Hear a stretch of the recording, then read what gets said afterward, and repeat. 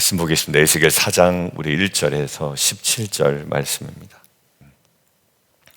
우리는 때로는 심판이라는 이야기를 들으면 마음이 좀 움찔할 때가 있습니다. 동시에 설마 그 정도는 아니겠지라는 위안으로 금세 잊고 또 살아갑니다. 심판에 대한 경각심은 있지만 또 금방 있습니다. 제가 조금 전 기도한 것처럼 심판을 인식하지만 우리의 문제는 심판을 가볍게 여긴다라는 거예요. 그러니까 사실 그동안 내가 내뱉은 말에 대해서 이제 좀 깨달음이 있는데요. 사람이 얼마나 완악하냐면 내가 내뱉은 말이 정당했음을 나의 완악한 변화되지 않는 모습을 통해서 포장하고 있는 우리의 모습을 보게 됩니다. 다시요. 그동안에 사람들한테 막 내뱉은 말이 있어요. 강하게. 근데 그게 잘못된 건 알면서도 그때 그게 내가 그렇지 않았어라는 것을 애써 포장한단 말이에요. 그러니까 우리의 하나님 앞에서의 거룩함, 돌이킴, 이게 참 쉽지가 않습니다. 심판은 알지만 심판을 가볍게 여깁니다. 판결을 앞둔 사람의 특징이 있대요. 내가 벌을 받을 줄 알았지만 설마 이렇게까지 무서울 줄은 몰랐다라는 거예요. 그 속에는 뭐에 대한 과소평가가 있냐면 자기 죄를 과소평가한 우리들의 모습이 그대로 담겨 있습니다. 다른 사람의 행동에 대해서는 굉장히 목에 핏대가 설 정도로 있다가 정작 자신의 죄에 대해서는 굉장히 과소평가하고 있는 거예요.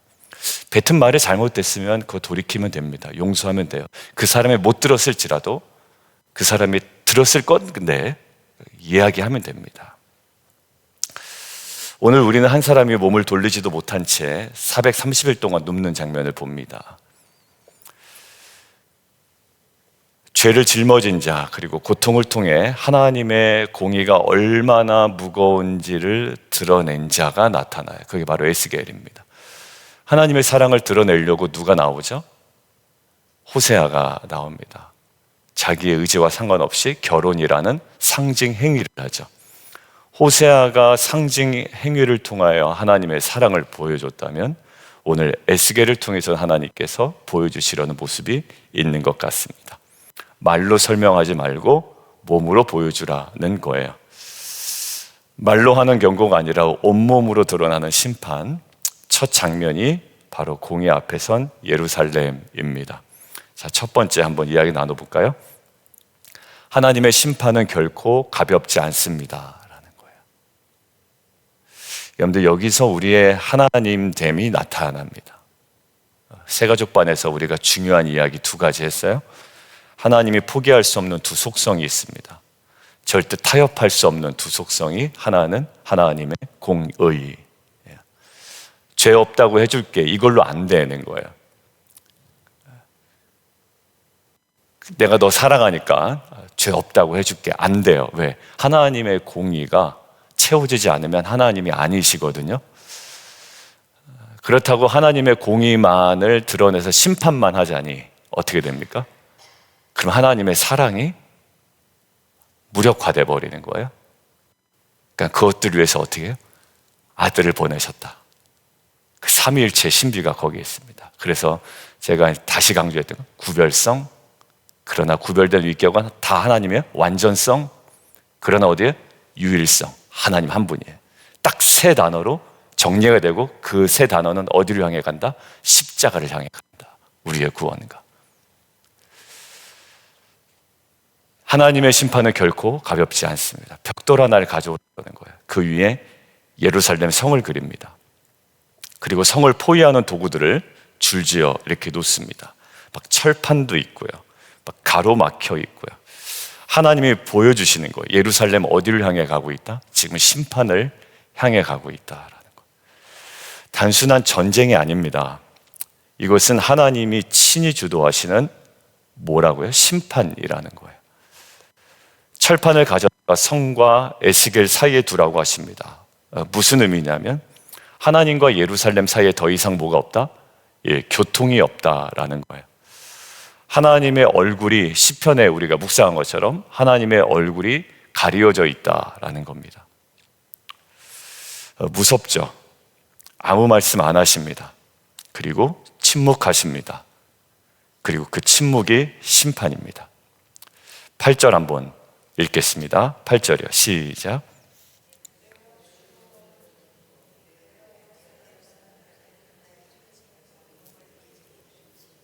이건 에스겔이 고통을 감수해야 한다는 말이 아니에요. 이거는 에스겔의 상징행위라고 그랬죠. 모습을 통해. 이스라엘이 받을 심판은 뭐라고요? 결코 피할 수 없다라는 상징적 행위입니다. 도망칠 수 없고요. 몸을 돌릴 수도 없습니다. 그리고 그날은 반드시 옵니다. 여러분들, 롯의 가족이 소돔에서 도망칠 때 롯의 아내가 뒤를 돌아보죠. 어떤 일이 벌어집니까? 소금 기둥이 됩니다. 심판은 그냥 우습게 보라고 주어진 것이 아닙니다. 특별히 하나님의 심판은 더욱 그렇습니다. 여러분들, 은혜가 되는 이유가 뭔지 아세요? 심판이 너무나도 실제이기 때문에 그렇습니다. 심판이 없다면 은혜 구하지 않습니다. 우리가 은혜를 붙잡는 이유, 죄사함의 은혜를 붙잡는 이유는 심판이 가볍지 않기 때문에 그렇습니다. 하나님은요, 공의 하나님은 죄를 절대 무시하지 않으십니다. 여러분들, 누구의 죄를 이야기할 때 제 말씀대로 자기가 뱉은 말에 뭔가 찔림이 있으면 거기서 멈춰야 되는데요, 이것들을 정당하기 위한 후속 조치를 하는 모습이 인간이에요. 참 어리석다라는 생각을 많이 합니다.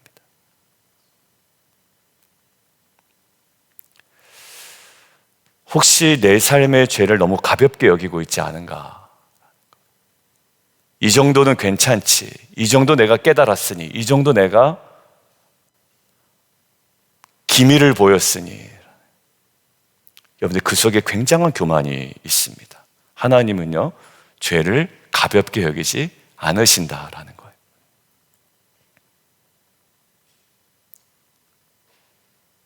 지금도 말씀하십니다. 하나님이 침묵하는 날이 오기 전에, 그리고 얼굴을 가리기 전에 계속 뭐 하라고 하시는 거예요? 지금 돌이키라고 하시는 거죠. 사랑하는 성도 여러분, 하나님이 철판을 거두시기 전에 우리가 먼저 무릎을 꿇어야 됩니다. 그리고 침묵이 오기 전에 우리는 먼저 회개해야 합니다. 정확한 것은 심판은 굉장히 무겁습니다. 그리고 무섭습니다. 그렇기 때문에 은혜는 더욱더 우리에게 강렬한 겁니다. 그 무게를 알고 엎드리는 자에게 하나님은 반드시 은혜의 문도 열어주실 줄 믿습니다. 두 번째요, 하나님 에스겔에게 말씀하시죠. 근데 되게 특이한 장면이에요. 왼쪽으로 누워라. 무엇을 위해서? 이스라엘 족속의 죄악을 짊어지기 위해서. 며칠 동안이요? 390일. 그리고 오른쪽으로 누워라. 유다의 죄를 위해 며칠? 40일. 호세아의 상징행위와 에스겔의 상징행위가 분명히 하나님의 어떤 메시지를 드러내기 위함이었다고 이야기했죠. 단순한 퍼포먼스가 아닙니다. 에스겔은 실제로 그렇게 살아야 했던 거예요. 매일 같은 자세로, 같은 무게로 고통을 감당해야 돼요. 몸을 어떻게 이리저리 돌리지도 못한다고 이야기했잖아요. 욕창 생기지 않을까요? 한쪽으로 누우면 욕창 생겨요. 그 병 간호하시는 분들 보면 뭐가 제일 중요하죠?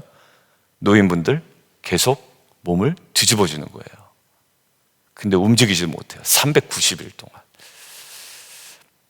여러분들, 그 에스겔이 짊어진 건 백성들의 죄였거든요. 여기서 중요한 단어가 하나 있습니다. 여기 죄악을 담당하다라고 할 때 나사입니다. 여러분들 들어보셨을까요? 나사. 한번 주일 예배 때 기억이 나실 겁니다. 그 미국에 있는 그 나사와 같은 또 발음이기도 하고, 그래서 아마 기억이 나실 거예요. 이게 어디서 나오냐면 이사야서 53장에 나옵니다. 그가 우리의 죄악을 뭐 하셨다다? 담당하셨도다. 에스겔은 누군가를 예표하는 하나의 모습을 하고 있는 거예요. 진짜 우리의 죄를 담당하신 분이 계시죠. 여러분들 그거 누가 당할 심판이라고요? 이스라엘 백성이 당할 심판이에요. 결코 공의의 하나님은 그냥 가볍게 여기지 않으십니다. 그래서 이번 세가족반에 얘기한 것처럼 공의와 사랑의 절묘한 조화가 어디서 이루어진다고요? 십자가예요. 그 십자가를 위해서 하나님의 존재 방식이 특별하다고 그랬죠? 그게 바로 삼위일체예요. 유일성은 유대인들은 다 인정해요. 근데 구별성과 완전성, 삼위로 존재하시고 삼위는 모두 다 하나님의 완전하게, 근데 유일 하나님이에요. 이게 왜 그럴까요? 왜 그게 필요하죠?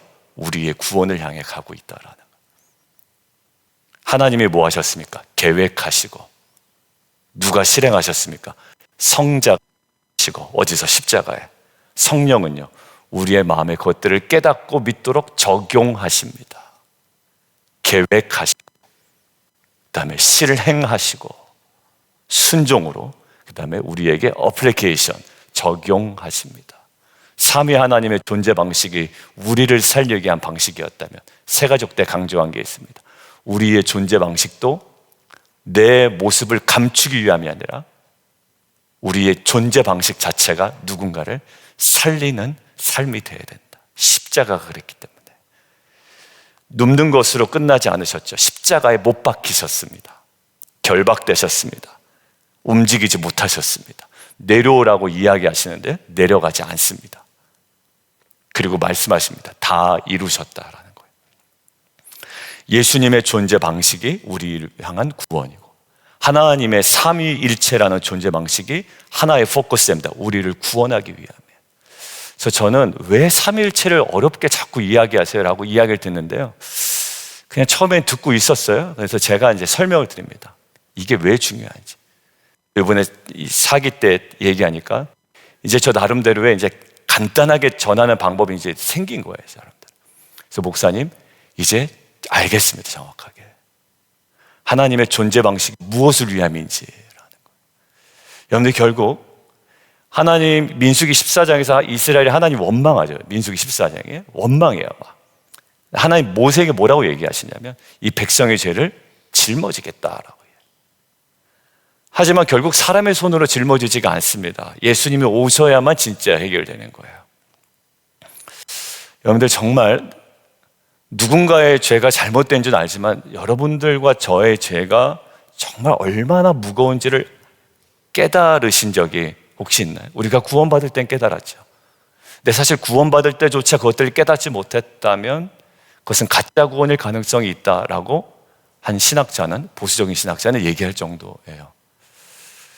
내가 정말 형편없고 자격 없는 사람이라는 걸 느껴본 적이 있나? 지금 8절에 있는 꼼짝할 수 없는, 움직일 수 없는, 이리저리 돌릴 수도 없는, 돌려서도 안 되고 그 심판 고스란히 받아야 되는, 근데 그 죄를 예수님이 짊어지셨습니다. 에스겔이 그날 눕지 않았다면 사람들은 아무 생각이 없었을 겁니다. 그죠? 에스겔이 390일 동안, 그 다음에 40일 동안 눕지 않았다면 아무 생각 없었을 거예요. 그리고 예수님이 십자가에 눕지 않으셨다면, 매달리지 않으셨다면 우리는 여전히 그 죄의 무게에 깔려 있었을 겁니다. 사랑하는 성도 여러분, 내 죄를 누가 짊어졌는지 아는 사람은 그 은혜를 가볍게 여기지 않으며, 그리고 초대교회 거짓 교사들처럼 구원받은 이후에 다시 은혜를 방탕한 것으로 바꿀 수가 없습니다. 왜? 그 죄의 무게가 얼마나 무거웠던지, 그리고 그 무거웠던 죄를 어떠한 방식으로 우리를 위하여 사하시고 우리를 구원하셨는지를 알면 다시 돌아갈 수, 로마서 16장 결코 없느니라. 저는 교회 안에서 은혜 자꾸 강조하면서 사람들 자꾸 방탕한 쪽으로, 말도 그렇게 이끄는 사람, 말로 자꾸 죄짓게 옆에서 자꾸 찌르는, 제가 절대로 그러지 말라고 얘기하고, 그런 거에 대해서는 제가 조금 이야기는 하겠습니다 라고 제가 리더 몇 분들한테는 이야기했어요. 왜냐하면 그것은 안 되는 거예요. 그 이찬수 목사님이 리더 그룹들의 말이 거칠어졌다고 지난 작년에 이야기하는 거예요. 이게 교회 공동체 큰 문제가 된다라는 거죠. 여러분들 지금 뭐예요? 예수님이 눕고 결박되고 침묵하셨기 때문에 우리가 눕지 않아도 되는 겁니다.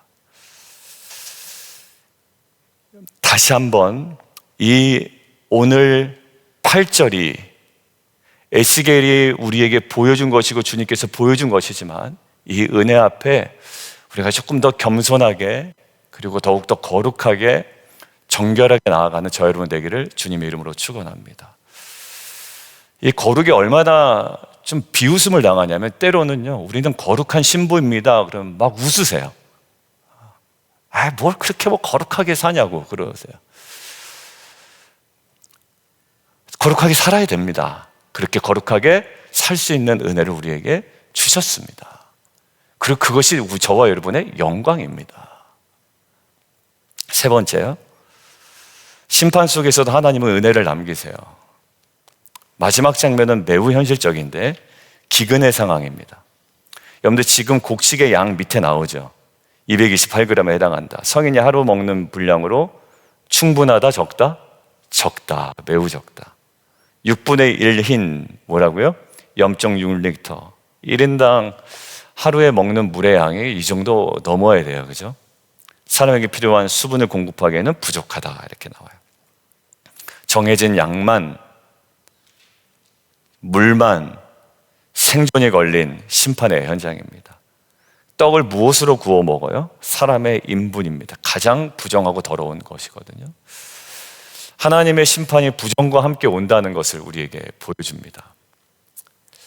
에스겔이 이렇게 얘기해요. 내가 말하되 14절 뭐예요? 나는 어려서부터 부정한 것을 먹지 않았습니다. 하나님 뭐라고 그러세요? 그러면 인분 대신 새똥으로, 소의 똥으로 사용해라. 이게 무슨 의미일까요? 여러 가지로 해석될 수 있지만 심판은 지속되지만 진행될 거지만 하나님은 무엇을? 자비를 남겨놓으신다라는 뜻입니다. 작지만 분명한 은혜의 흔적을 남기시는 하나님의 모습이에요. 새똥으로 인분을 대신하기를 허락하니 너는 그것으로 떡을 구울지니라. 회복의 길을 여전히 우리에게 두십니다. 여러분들, 저희가 죽지 않았다는 사실은 우리에게 무엇을 남겨주나요? 회복의 길이 있다는 거예요. 놀랍더라고요.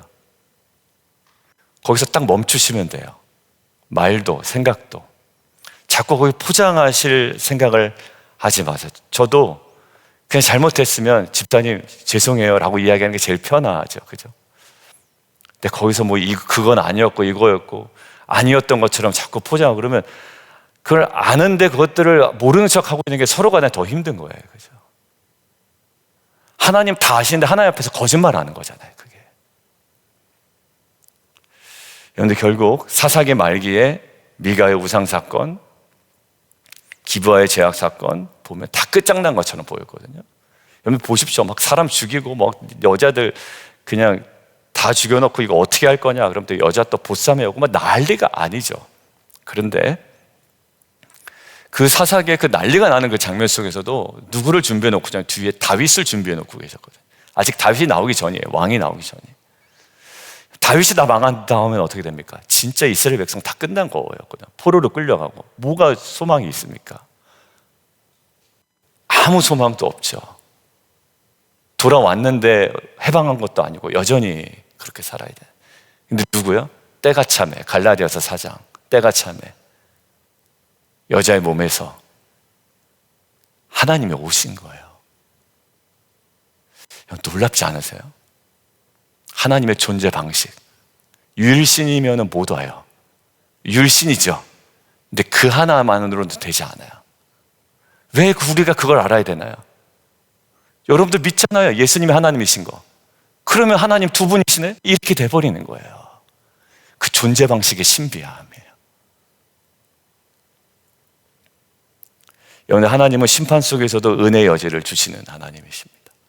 절망 속에서도 소똥만큼의 자비를 주시는 분이에요. 심판이 끝이 아닙니다. 지금 다 끝난 것처럼 상황도 끝, 게임 오버 아니에요. 게임 오버 아니에요. 하나님은 지금도 말씀하십니다. 돌아오라, 은혜가 너를 기다리고 있다라는 거. 저는 여기서요 바짝 나아지는 자세가 중요하다고 생각합니다. 자꾸 이야기하지 마시고 멈추시고 침묵하시고 하나님 은혜 앞으로 나아가시는 거예요. 마무리합니다. 에스겔 391, 41, 430일 동안 눕습니다. 움직이지 못하고요, 죄의 무게를 짊어진 채 침묵 속에 하나님의 공의를 드러냅니다.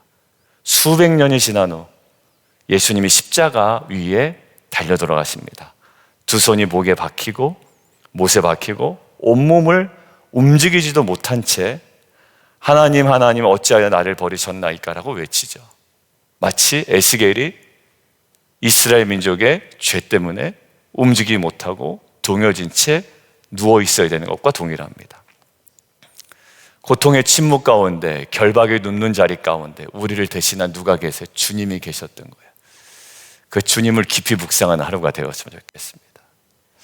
집사님 한 분이 요즘에 저희 가정에 텐션이 있습니다 이렇게 되는 거예요. 근데 자세한 얘기는 안 해주셨어요. 그게 이제 지난주 얘기예요. 그래서 뭘까라고 생각해봤는데 잘 모르겠어요. 근데 그 모든 것들 위해 그냥 딱 하나 기도가 되더라고요.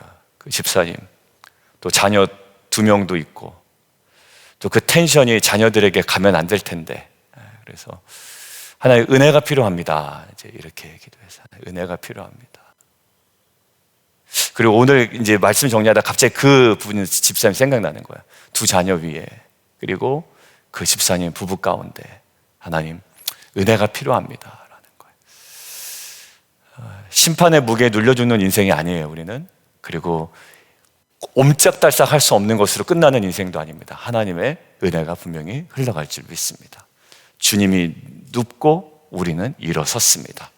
다시 한번 무릎 꿇고 순종하는 저와 여러분 되기를 주님의 이름으로 축원합니다. 함께 좀 기도하겠습니다. 우리 함께 좀 같이 기도하기를 원하는데요, 오늘 우리는 하나님의 심판이 결코 가볍지 않았음을 우리가 확인했습니다. 죄는 반드시 심판을 불러오고요, 그리고 하나님은 그 죄를 모른 척하지 않으십니다. 그러나 무거운 죄를 우리 대신 짊어지신 예수 그리스도께서 묵묵히 침묵하시고 눕고 결박당하시고 십자가에 죽으셨기에 우리는 다시 일어설 수 있음을 믿습니다. 이 시간 기도할 때 하나님 공의 앞에 우리가 회개하고 엎드리게 하여 주옵소서. 그리고 사랑 앞에 또 은혜의 자리로 무릎 꿇을 수 있는 귀한 은혜 있게 도와 주옵소서. 그리고 우리의 삶이 예수님을 대신해 눕게 한 그 죄의 자리에서 이제는 주를 위해 일어나는 순종의 자리가 되게 하여 주옵소서. 우리 함께 주님 이름 한 번 부르고 함께 기도합니다.